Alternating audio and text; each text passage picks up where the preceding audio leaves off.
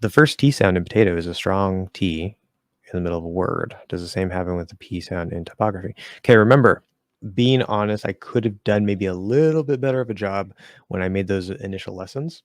Nothing in there is wrong. I kind of emphasize like, okay, start of the word, middle of the word, end of the word.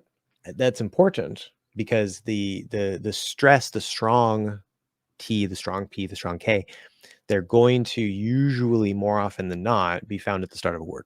And then the weak ones are going to be less common at the start. They're going to be more in the middle. What I also said, and what I should have emphasized instead, is that the thing that makes it a strong version is not where it is in the word. Okay, it's just a common pattern that the strong version is at the start of the word. What makes it the strong version is if it's at the start of a stressed syllable. Those two are linked together. It's the stress of the syllable and the fact that a stop sound, a t, p, or k, is at the start of that stress that makes it strong. So when we say potato, that first P is a strong P. That first T in the middle of the word is also a strong T.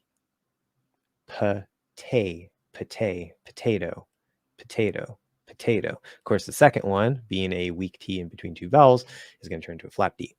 Not a flap T because that doesn't exist. A flapped D. Same thing with the P. Okay, is there stress? Topography.